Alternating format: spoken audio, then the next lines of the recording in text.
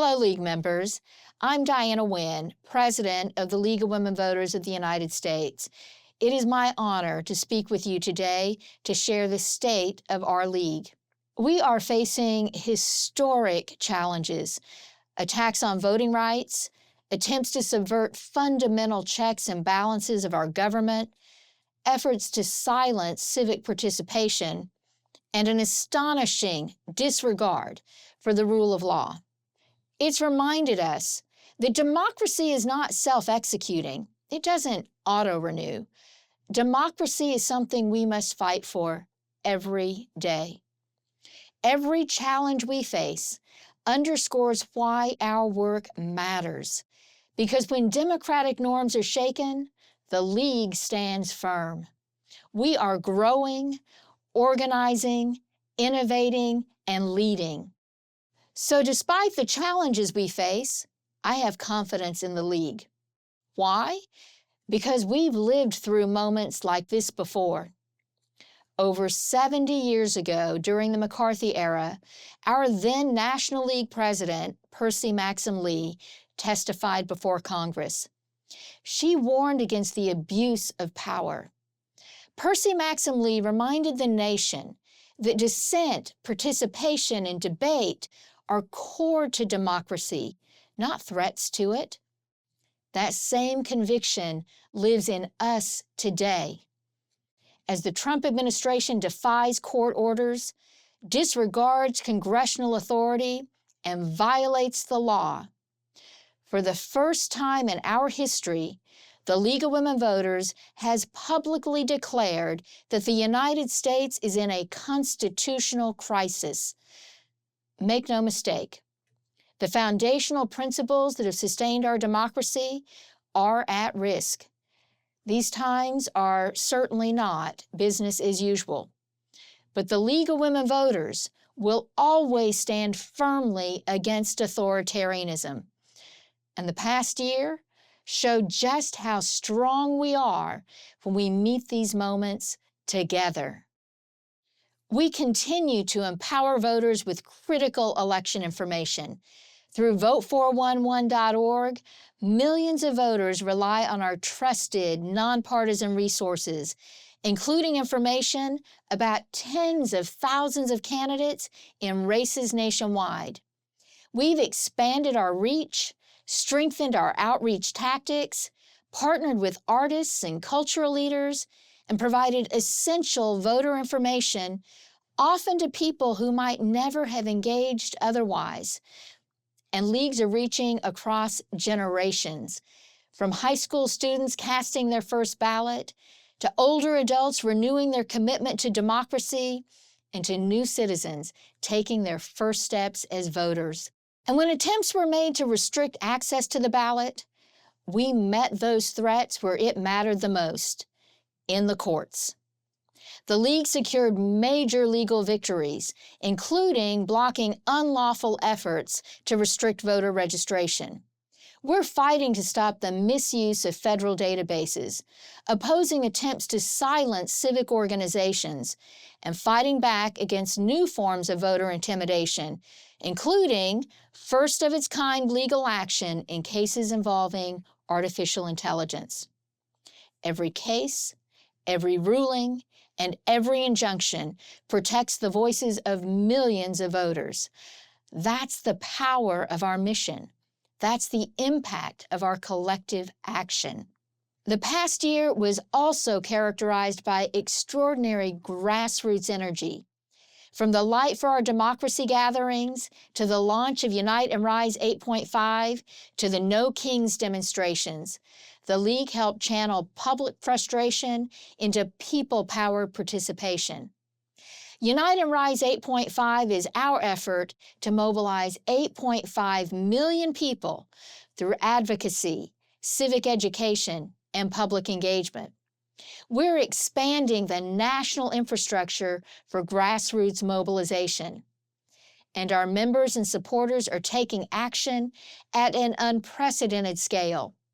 They're responding to threats in real time, showing up at town halls, joining peaceful demonstrations, and standing shoulder to shoulder with millions of people who are committed to democracy. Through League Action Alerts, tens of thousands of people contacted their representatives on critical issues, including voter suppression bills, reproductive freedom, congressional interference in Washington, D.C. city government, and protections for election workers. And in 2025, national, state, and local leagues published 140 op-eds and letters to the editor in media outlets across the nation. We joined diverse coalitions, stood in peaceful protest against unconstitutional actions, spoke out against authoritarianism, sent more than 1,000 postcards to Congress opposing the SAVE Act, and defended the right of every citizen to participate in our democracy. But behind these numbers are people. Countless League volunteers dedicating their time, energy, and passion to power this work. All of this is a reminder that we move democracy forward when we are united and move together. And the League continues to grow. Americans aren't just showing up to protest threats to democracy, they're showing up to be part of a movement. Since launching our new membership system, thousands and thousands of new members have joined the League, reflecting the diversity, lived experiences, and hopes of our country.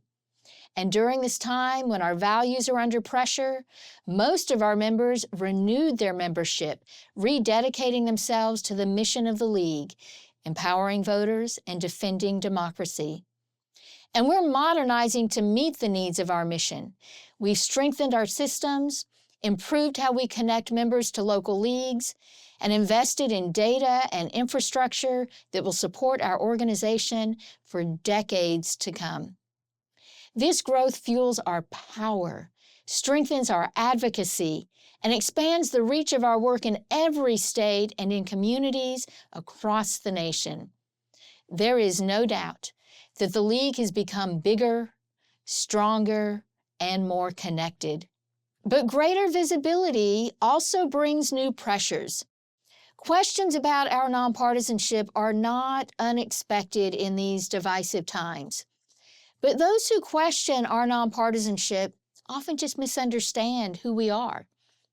Or they malign the League in an effort to silence us. And those challenges may become even more malicious. But such unwarranted attacks on the League will not distract us from our dedication to defending democracy. For over a century, nonpartisanship has been our guiding principle. It's embedded in our bylaws, our structure, and our strategies. The League does not serve any political party or any politician. We serve the people. We serve the promise of democracy. Those who would disparage us will not silence us, and they never have. Not as suffragists during the fight for the 19th Amendment, not during the McCarthy era of the 1950s, and certainly not now. Americans are worried about the direction of our democracy, and they have good reason. However, I remain deeply optimistic because I've seen what our grassroots can do. I've seen ordinary people become extraordinary leaders. I've seen people take risks, disrupt systems, and refuse to be silent.